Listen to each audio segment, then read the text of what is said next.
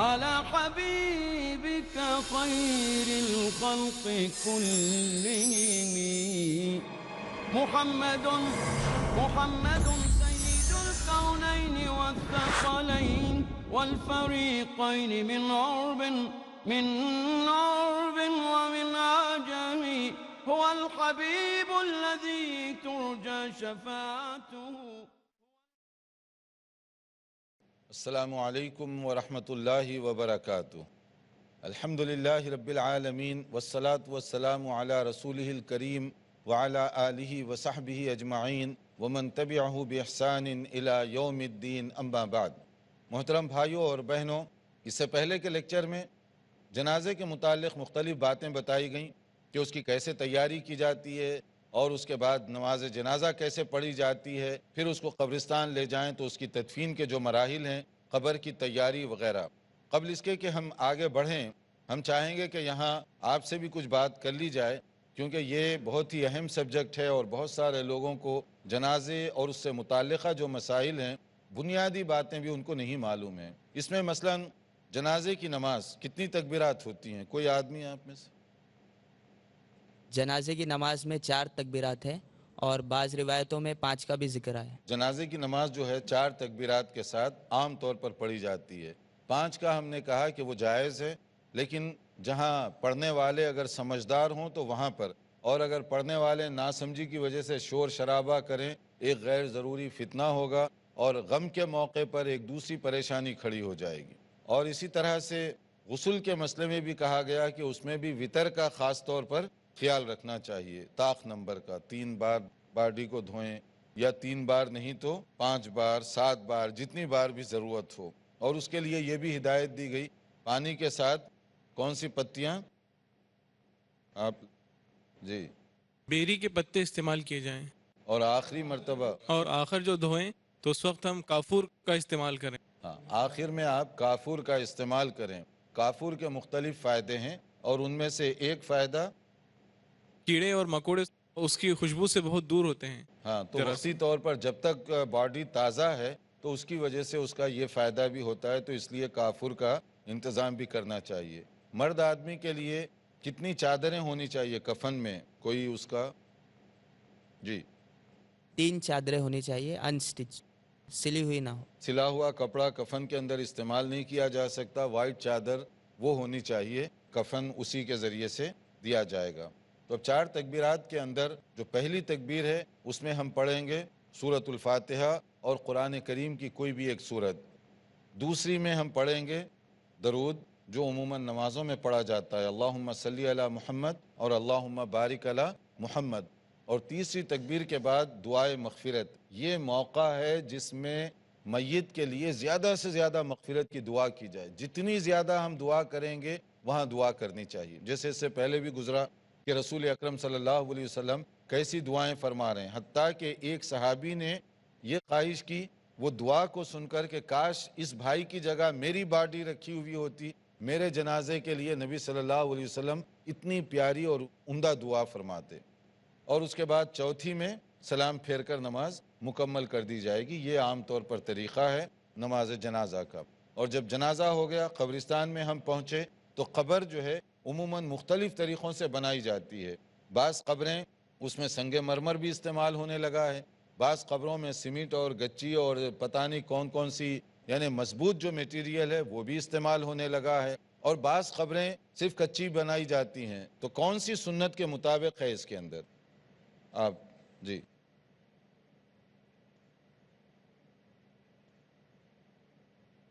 کچی قبر سنت کے طریقے پہ ہیں اور وہ سیدھی گڈھے کی طرح ہو. ہاں، قبر سیدھی سادی کچی ہونی چاہیے. مطلب یہ کہ صرف مٹی، یا اگر اینٹوں کے استعمال کی ضرورت پڑی بھی تو کچی مٹی کی اینٹیں، اس میں کوئی جو ہے پختہ چیز استعمال نہ ہونے پائے. تو جو قبریں پختہ اور مضبوط بنائی جائیں گی وہ خود رسول اکرم صلی اللہ علیہ وسلم کے ارشاد، آپ کی ہدایات اور آپ کے طریقے کے خلاف ہوں گی، جس سے آپ نے منع فرمایا ہے. قبروں کو جتنی آپ سیدھی رکھیں گے، سمپل رکھیں گے، وہ سنت کے مطابق ہوگا. اب اس کے بعد جب جنازہ یعنی باڈی اندر رکھ دی گئی، اور رکھنے کے بعد جو مٹی ڈالنے کے آداب ہیں اس میں بھی دیکھیے اسلام بالکل اخیر تک ہدایات دے رہا ہے. نبی کریم صلی اللہ علیہ وسلم کا طریقہ کیا تھا؟ دیکھیے حدیث میں کہ ان نبی صلی اللہ علیہ وسلم صلی علی عثمان بن مطعون رضی اللہ تعالی عنہ، عثمان بن مظعون رضی اللہ عنہ ایک مشہور صحابی ہیں، ان کا جب انتقال ہوا تو نبی کریم صلی اللہ علیہ وسلم ان کے جنازے میں شریک ہوئے۔ وَأَتَى الْقَبْرَ، تو قبر کے پاس آپ تشریف لے گئے۔ جب قبر تیار ہو گئی، فَحَثَّ عَلَيْهِ ثَلَاثَ حَثِيَاتٍ وَهُوَ قَائِمٌ، اور آپ کھڑے ہو کر اپنے ہاتھ سے دست مبارک سے 3 مرتبہ مٹی ڈالی۔ تو قبر میں 3 مٹھی مٹی ڈالنا یہ سنت ہے، یہ طریقہ ہے نبی صلی اللہ علیہ وسلم کا۔ آپ 3 مرتبہ ڈالیں، ہٹ جائیں، پھر دوسرا ڈالے گا، تیسرا، چوتھا، جتنے لوگ وہاں ڈالنا چاہتے ہیں۔ لیکن اگر لوگ کم ہیں اور مٹی زیادہ ہے تو آپ 3 سے زیادہ بھی ڈال سکتے ہیں، یہ منع نہیں ہے کہ آپ 3 مرتبہ ڈال دیے تو اب چند لوگ ہیں اور پوری قبر کی مٹی باہر ابھی ہے تو کیا کریں گے؟ تو اس میں آپ زیادہ مرتبہ بھی ڈال سکتے ہیں، اس میں دوسری کسی چیز کا استعمال بھی کر سکتے ہیں جس سے مٹی تیز اندر ڈالی جا سکے حسب ضرورت۔ لیکن اگر لوگ زیادہ ہیں اور اس میں کسی چیز کی ضرورت نہیں ہے تو آپ ہاتھوں سے ہی صرف 3 بار کر کے ڈالیں گے، وہ کافی ہے اور وہ زیادہ صحیح طریقہ ہوگا۔ اور اب تدفین ہو گئی، مٹی ڈال دی گئی۔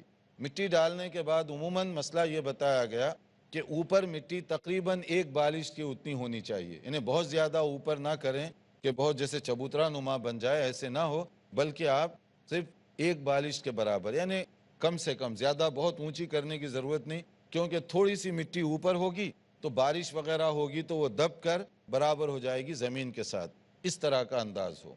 اب جب تدفین ہو گئی، مٹی ڈل گئی تو قبر تیار ہو گئی۔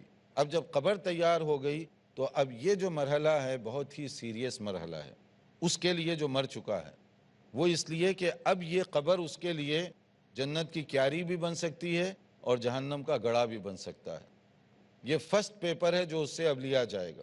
کامیابی ناکامی جو بھی ہوگی تفصیلی تو محشر کے بعد ہوگا، وہاں حساب کتاب، لیکن پہلا جو اس کے اندر جو سرسری حساب ہوگا وہ اب ہونے والا ہے، اس لیے وہ مرحلہ اس کے لیے بہت نازک مرحلہ ہوگا۔ اگر اس میں وہ کامیاب ہوتا ہے تو اللہ تعالیٰ کی طرف سے اس کے لیے راحت کا انتظام کر دیا جائے گا، اور اگر فرسٹ پیپر میں وہ ناکام ہوگا تو پھر اللہ تعالیٰ کی طرف سے اس کے لیے جو سزا اور عذاب مقرر کیا گیا اس کی جھلک یہیں سے دیکھنا پڑے گا اس کو۔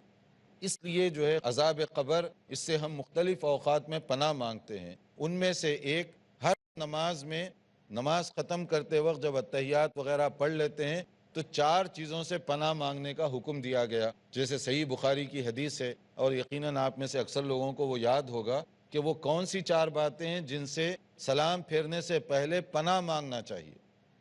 یاد ہے نا سب کو؟ ماشاءاللہ۔ آپ جی۔ اللہم انی اعوذ بک من عذاب جہنم ومن عذاب القبر ومن فتنة المحیا والممات ومن شر فتنة المسیح الدجال۔ الحمدللہ، ماشاءاللہ۔ دیکھیے کہ کتنا جلدی بھی یاد ہو رہا ہے اور کتنے لوگوں کو فائدہ بھی ہو رہا ہے۔ اب یہ وہ دعا ہے جو اکثر نمازیوں کو یاد تک نہیں ہوتی، حالانکہ یہ ضروری ہے۔ بخاری کے الفاظ جو ہیں کہ اس میں نبی صلی اللہ علیہ وسلم نے فرمایا کہ ان کو اس پر عمل کرنا چاہیے، یہ 4 باتوں سے پناہ مانگنی چاہیے: عذاب جہنم، عذاب قبر، زندگی کے فتنے اور موت کے فتنے، اور پھر مسیح دجال اس کے فتنے سے۔ اب اس میں سے جو اہم چیز ہے اس وقت وہ عذاب قبر، تو کیونکہ عذاب قبر بہت سیریس مسئلہ ہے، ہر نماز میں ہم پناہ مانگتے ہیں، اللہ تعالیٰ سے دعا کر رہے ہیں کہ عذاب قبر سے ہمیں بچا لے، کیونکہ یہ مرحلہ بہت نازک مرحلہ ہوگا۔ اس لیے اب جب تدفین ہو گئی تو تدفین ہونے کے بعد اس کے لیے جو اندر جا چکا ہے، کیونکہ دوست، احباب، رشتہ دار، اب اندر کوئی نہیں جائے گا، سب باہر تک وہاں ٹھہرے ہوئے ہیں، سب کی دوستی باہر تک ہے، چاہے وہ بہت قریبی رشتہ دار ہے، دوست ہے، باپ بیٹا ہے، سب کچھ ہونے کے باوجود وہ بس وہیں تک اس کا اینڈ ہے، اندر کوئی نہیں جائے گا، اندر وہ اکیلا جا رہا ہے۔ اور اس کے ساتھ اگر کوئی چیز اندر گئی تو وہ کیا ہے؟ اس کے اعمال، عمل کے علاوہ اب کوئی چیز اندر نہیں گئی، اس کا ریکارڈ ہے بس اندر گیا ہوا، باقی سب وہیں مٹی ڈال کر باہر ٹھہرے ہوئے ہیں۔ قریب سے قریب دوست اور رشتہ دار کوئی بھی اندر نہیں اترے گا، اکیلے اندر جانا ہے۔ اس مرحلے کو آدمی سوچے، اب اس کے لیے کیا کرنا چاہیے؟ نبی صلی اللہ علیہ وسلم نے کہا اب اس کے لیے ثابت قدمی کی دعا کرو، کیونکہ اب یہ مرحلہ نازک ہے، اب وہاں اس کے لیے دعا کرو کہ اللہ اس کے ساتھ یہ سوال جواب کے مرحلے کو آسان فرما دے۔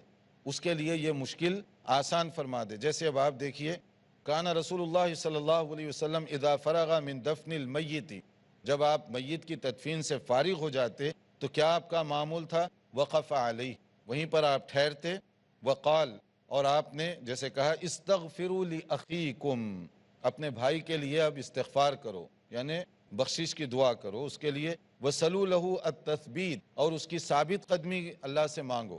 کیوں؟ فإنہ الآن یسأل، الآن، اب اس سے پوچھا جانے والا ہے۔ دعا کرو کہ اللہ اس کو ثابت قدم رکھے، صحیح جواب دے، دعا کرو کہ اللہ تعالیٰ اس کی مغفرت فرما دے۔ اس کے لیے اب یہاں پر یہ عبرت کی جگہ ہے کہ اس کے لیے ثابت قدمی کی بھی دعا کر رہے ہیں ہم، اور اسی طریقے سے ہم دعا کر رہے ہیں کہ اللہ تعالیٰ اس کے اس مرحلے کو آسان کر دے، کیونکہ اگر یہ عذاب قبر ہو گیا، جہنم کا گڑھا بن گیا، تو پھر تو اس کا کام پورا ختم ہو گیا۔ تو اس لیے یہاں پر یہ دعا ہمیں سکھائی گئی، مگر یہ دعا ایسے نہیں ہے کہ جیسے رسمی طور پر کوئی دعا کی جائے، بلکہ یہ ثابت قدمی کی ہے، تو اس کے اندر بھی وہی اخلاص اور وہی چیزیں مطلوب ہیں۔ اور اس کے علاوہ بعض اور باتیں ہیں جو ہم ایک مختصر بریک کے بعد انشاءاللہ تعالی بیان کریں گے۔ دیکھتے رہیے ہمارا پروگرام، ایک وقفے کے بعد انشاءاللہ حاضر ہوں گے۔ محمد سید الکونین والثقلین۔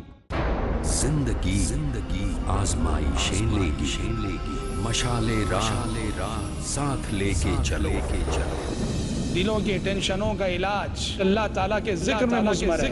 مکمل راہبری، کامیاب سرپرستی، شریعت نے ہمیں یہ سوچ دی ہے کہ دین کے سلسلے میں ہمیشہ اپنے سے برتر کو دیکھو، مضبوط ارادے، اپنے سے اعلیٰ انسان کو دیکھو، اور دنیا کے سلسلے میں ہمیشہ اپنے سے کمتر کو دیکھو۔ عظیم عمری مدنی۔ آپ اگر اس ایک تعلیم نبوی کو اپنی زندگی میں اپنا لیں گے، تمام ٹینشنوں سے چھٹکارا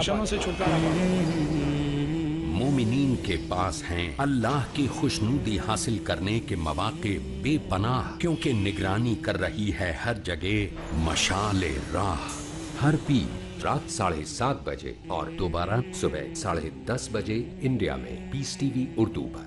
سب طرح کی تعریف اللہ ہی کے لیے ہے جو تمام مخلوقات کا پروردگار ہے، بڑا مہربان، نہایت رحم والا، انصاف کے دن کا حاکم۔ قوموں کے عروج و زوال کا پیمانہ ہے قرآن۔ اے پروردگار، ہم تیری ہی عبادت کرتے ہیں اور تجھی سے مدد بھی کرتے ہیں۔ انسان کو انسان بنانا ہے مقصود قرآن۔ ہم کو سیدھے رستے چلا، ان لوگوں کے رستے جن پر تو اپنا فضل و کرم کرتا رہا، نہ ان کے جن پر غصے ہوتا رہا، اور نہ گمراہوں کی۔ عالم دنیا، عالم برزخ، عالم آخرت، ان تینوں مراحل میں کامیابی سے ہمکنار کرنے والا ہے قرآن۔ الف لام میم۔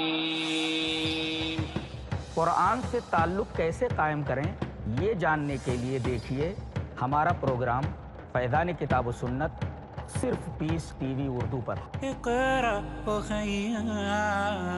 حاصل کیجئے وہ تعلیم جو انسانیت کے لیے ہے باعث ہدایت۔ فیضان کتاب و سنت، اگلا پروگرام پیس ٹی وی اردو پر۔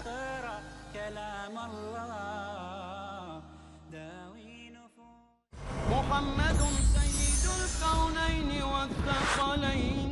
ناظرین، وقفے کے بعد دوبارہ آپ کی خدمت میں حاضر ہیں۔ وقفے سے پہلے ہم بتا رہے تھے کہ تدفین کے بعد کس طرح سے مٹی ڈالی جاتی ہے، اور اس کے بعد کس طرح سے وہاں پر دعا کرنی چاہیے، اور دعا کا بنیادی مقصد کیا ہے۔ یہ دعا خانہ پوری کی دعا نہیں ہے، یہ دعا کوئی ایک روٹین کے طور پہ کرنے والی نہیں ہے، کیونکہ اب وہ پوچھا جائے گا اس سے اس کی زندگی کا حساب کتاب، تو یہ خبر اس کے لیے راحت کا ذریعہ بن سکتی ہے، جنت کی کیاری بن سکتی ہے، ورنہ یہ جہنم کا گڑھا بھی بن سکتی ہے۔ اس کے لیے اللہ تعالیٰ سے دعا کرنے کی ضرورت ہوگی کہ اس کے لیے مغفرت کا اللہ تعالیٰ انتظام فرما دے، اس کو معاف فرما دے۔ یہ وہ طریقہ ہے جو عموماً نبی کریم صلی اللہ علیہ وسلم اس سلسلے میں اس پر عمل کیا کرتے تھے۔ اب تدفین ہونے کے بعد ایک اور مرحلہ، ایک اور مسئلہ ہے کہ اب ہم دفن کرنے کے بعد کیا دوبارہ قبرستان جا سکتے ہیں، یا اس کی قبر کی زیارت کر سکتے ہیں یا نہیں کر سکتے۔ قبر کی زیارت کے بارے میں نبی کریم صلی اللہ علیہ وسلم کا طریقہ کیا ہے، آپ کی ہدایت کیا ہے، اس کو سامنے رکھیے کہ نبی صلی اللہ علیہ وسلم نے فرمایا قال رسول اللہ صلی اللہ علیہ وآلہ وسلم کنت نہیتکم عن زیارت القبور فزوروها، میں نے تمہیں قبرستان جانے سے منع کیا لیکن اب اس کی اجازت دی جا رہی ہے، تم اس کی وزٹ کرو۔ کیوں؟ فإنها تذکر الآخرہ، اس لیے کہ تمہیں آخرت کو یاد دلانے کا یہ قبر ذریعہ بنے گی۔ جیسے اگر کوئی آدمی قبرستان جائے، تھوڑی دیر کے لیے وہاں رکے، غور کرے۔ غور کس بات کا؟ کہ یہ میرا بھائی تھا یا میرا دوست تھا جو میرے ساتھ چلتا پھرتا اٹھتا بیٹھتا کھاتا پیتا تھا، اب وہ دنیا کو چھوڑ کر یہاں آ گیا اور مٹی کے اندر اس کو دفن کر دیا گیا، کل مجھے بھی اسی مرحلے سے گزرنا ہے۔ اگر آدمی تھوڑی دیر کے لیے اس کو یاد کرے تو پھر وہ کم سے کم اپنی آخرت کو تازہ رکھے گا، اس کے لیے عمل کرے گا، دنیا سے اس کی لالچ ہرس یہ کم ہو جائے گی، آخرت بنانے سنوارنے کی فکر اس کی زیادہ ہوگی۔ تو اس مقصد کے لیے قبرستان جانے کی اجازت دی گئی۔ اس مقصد کے لیے اگر آپ تدفین کے بعد بھی قبرستان کی وزٹ کریں، قبروں کی زیارت کریں تو اس کے اندر کوئی حرج کی بات نہیں ہے۔ لیکن اگر کوئی آدمی ان کے لیے دعا کرنے کے بجائے ان سے لینے کے لیے جائے تو وہ ایک بہت بڑی ناکامی کی بات ہوگی۔ ان سے لینے کے لیے نہیں، ان کے لیے دعا کرنے جائیے، کیونکہ وہ تو ختم ہو چکے، ان کا تو انتقال ہو گیا، اب آپ ان کی تدفین ہو گئی، سب کچھ ہو گیا، تو اس لیے آپ دعا کریں گے ان کے لیے۔ اب وہ کچھ نہیں کر سکتے لیکن ہم تو ان کے لیے مغفرت کی دعا کر سکتے ہیں۔ اور اسی طرح سے قبرستان جاتے ہوئے میت کے ساتھ یا جنازے کے ساتھ یا حتیٰ کہ وفات کی اطلاع ملی، چیخنا، واویلا کرنا، گریبان نوچنا، پھاڑنا کپڑے، جیسے بعض لوگوں کا انداز ہوتا ہے، ان چیزوں سے سخت منع کیا گیا۔ شریعت میں اس کی اجازت نہیں ہے۔ شریعت میں اتنی اجازت ہے کہ آپ آنکھوں سے آنسو نکل سکتے ہیں، وہ ایک نیچرل چیز ہے، جس کا جتنا تعلق ہوگا اس کے انتقال پر آدمی کو ایک صدمہ ہوگا، ایک تکلیف ہوگی، اس کا اثر اس کی آنکھوں کے ذریعے سے بھی ہو سکتا ہے۔ شریعت اس کی اجازت دے رہی ہے۔ جیسے خود نبی کریم صلی اللہ علیہ وسلم کے صاحبزادے کا جب انتقال ہوا تو نبی صلی اللہ علیہ وسلم کی آنکھوں سے آنسو رواں تھے۔ اس کو دیکھ کر کچھ صحابہ کو بڑا تعجب ہوا، اور ایک صحابی نے پوچھا اے اللہ کے نبی صلی اللہ علیہ وسلم، کیا آپ کی آنکھوں سے بھی آنسو اس موقع پر؟ تو نبی صلی اللہ علیہ وسلم نے فرمایا یہ تو پدرانہ محبت ہے، یہ تو نیچرل چیز ہے، اس کو نہیں روک سکتے۔ منع اس بات سے ہے کہ آپ اپنی زبان سے غلط کلمات کہیں، شکوہ شکایت کا انداز اختیار کریں، چیخیں چلائیں، واویلا کریں، ان چیزوں سے منع کیا گیا۔ نیچرل جو غم ہے اس کو نہیں منع کیا گیا، لیکن عموماً لوگ اس پر توجہ کم دیتے ہیں۔ رونا، چیخنا، چلانا بعض عورتیں اس لیے بھی کرتی ہیں کہ ان کے خیال میں کچھ ایسا ہے کہ ہم آوازیں نہ نکالیں تو لوگ سمجھیں گے کہ اس کو غم نہیں ہوا۔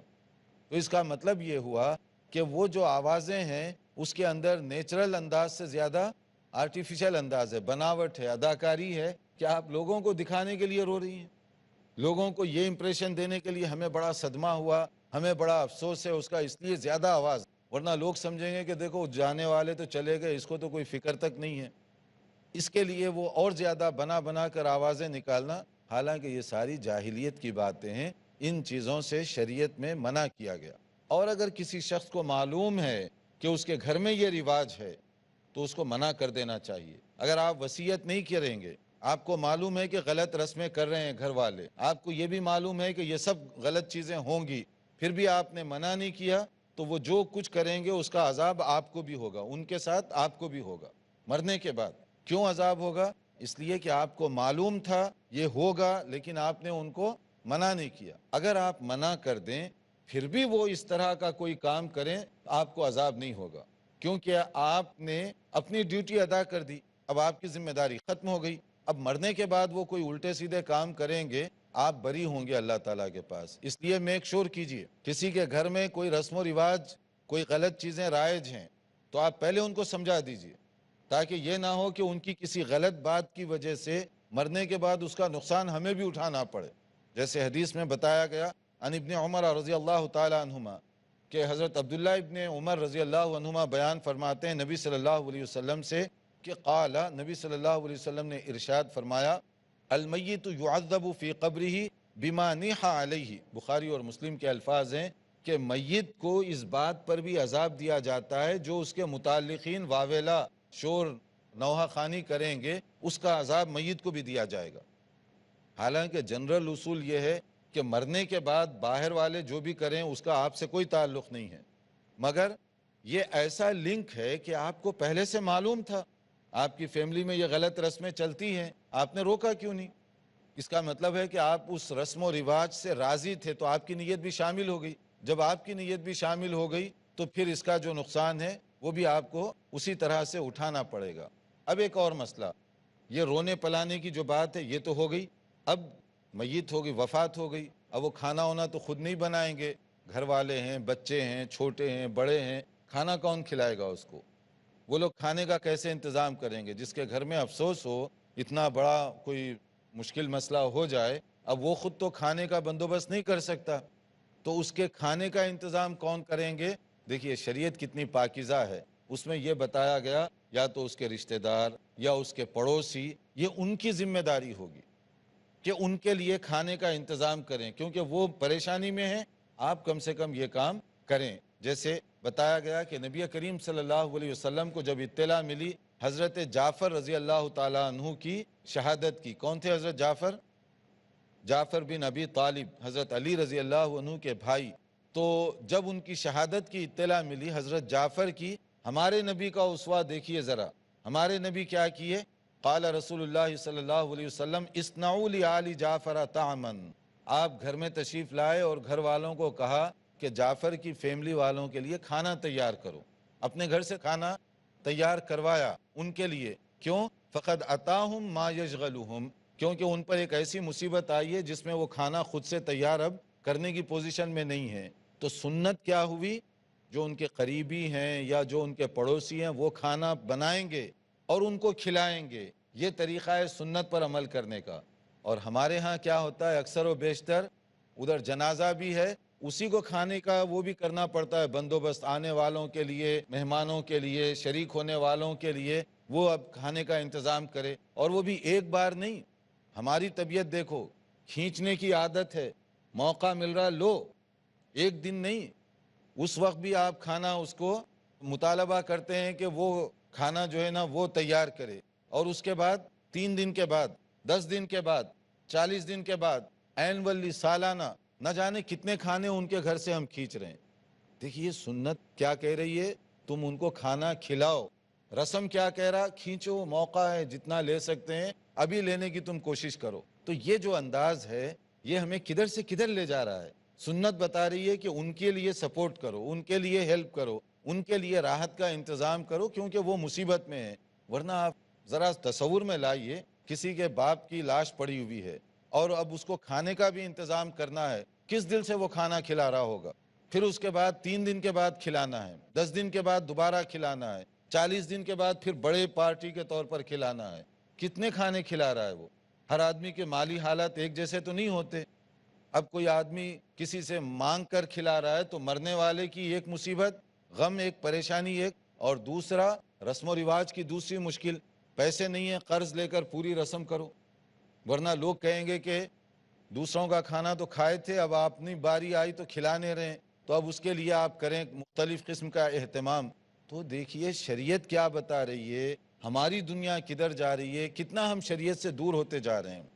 تو ہمارا چونکہ ابھی تدفین اور اس کے بعد کے جو مراحل ہیں وہ تقریباً ختم ہو رہے ہیں سوائے چند چیزوں کے، لیکن ہمارا وقت ہو رہا ہے۔ اگر آپ کا کوئی اس مسئلے میں سوال ہو تو پہلے کر لیجئے۔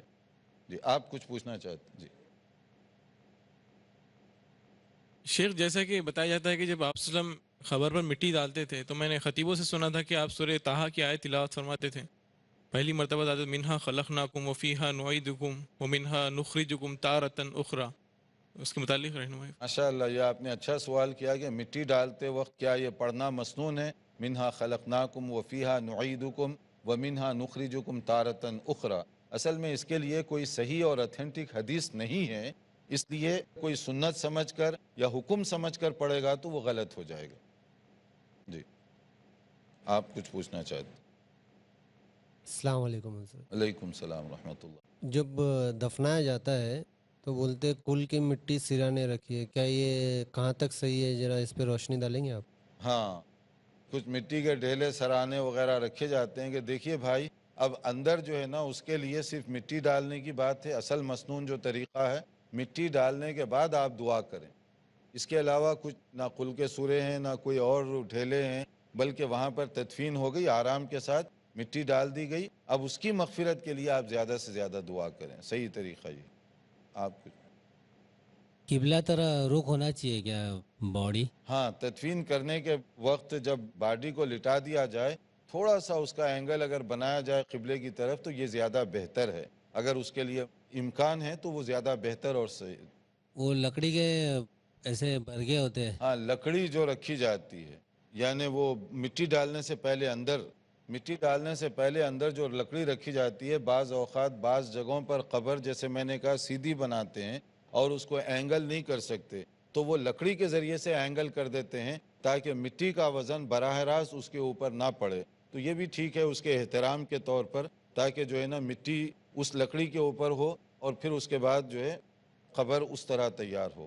تو آپ دیکھتے رہیے ہمارا پروگرام. انشاءاللہ تعالی باقی مسائل جو جنازے کے بعد کے جو مراحل ہیں اس کے لیے اگلے لیکچر کا آپ انتظار کیجئے. والسلام علیکم ورحمۃ اللہ وبرکاتہ.